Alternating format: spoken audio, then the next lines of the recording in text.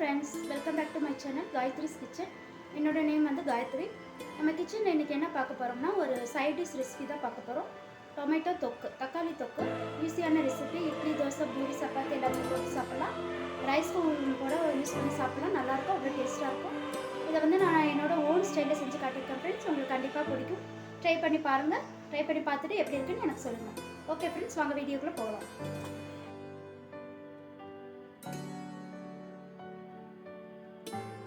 தக்காளி தொக்கு செய்ய தேவையான பொருட்கள்: தக்காளி ஒரு 6 நம்பர், 2 பெரிய வெங்காயம், 2 பல் பூண்டு, கடுகு 1 ஸ்பூன் எடுத்துக்கோங்க, நான் ஆட் பண்ண மறந்துட்டேன். 1/2 ஸ்பூன் மஞ்சள்தூள், 1/2 ஸ்பூன் மிளகாய்த்தூள், உப்பு ஒரு 1/2 ஸ்பூன். அடுப்பில் ஒரு வானொலி வச்சுக்கோங்க, 2 ஸ்பூன் ரீஃபைண்ட் ஆயில் ஊற்றிக்கோங்க, ஒரு 1/2 ஸ்பூன் கடுகு போடுங்க. கடுகு நல்லா பொரிஞ்சு வரட்டும்.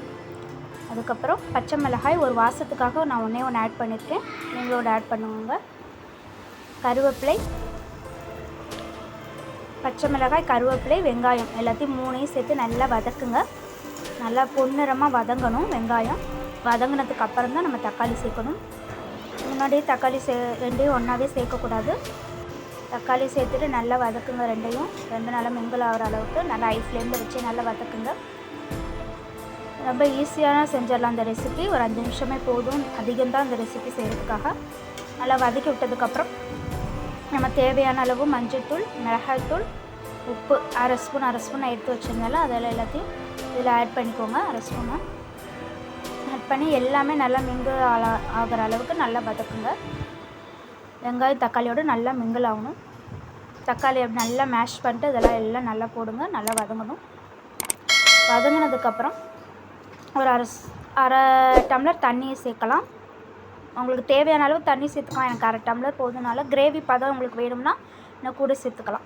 1/2 டம்ளர் தண்ணி சேர்த்து நல்லா இது பண்ணிவிட்டு அடுப்பை லோ ஃப்ளேமில் வச்சுட்டு நீங்கள் உங்கள் வேலையை பார்க்கலாம். ஒரு 10 நிமிஷம் அப்படியே விடுங்க லோ ஃப்ளேமில். நல்லா தலன்னு சூப்பரான ஒரு தக்காளி தொக்கு நம்மளுக்கு ரெடி ஆயிடுச்சு. மேலே கொத்தமல்லி தூவி நம்ம சூப்பராக இறக்கிக்கலாம். நான் இந்த கிரேவி டைப்லேயே வச்சுருக்கேன். என்னோடய ஹஸ்பண்டுக்கு இதுதான் பிடிக்கும். ரொம்ப ட்ரையாக இருந்தால் அவருக்கு பிடிக்காது. ஓகே ஃப்ரெண்ட்ஸ், நீங்களும் இந்த தக்காளி தொக்கை எது வேணாலும் தொட்டு சாப்பிட்லாம். நாங்கள் சப்பாத்தியோடு சாப்பிட்டோம். இந்த வீடியோ பிடிச்சிருந்தால் லைக் பண்ணுங்கள், ஷேர் பண்ணுங்கள்.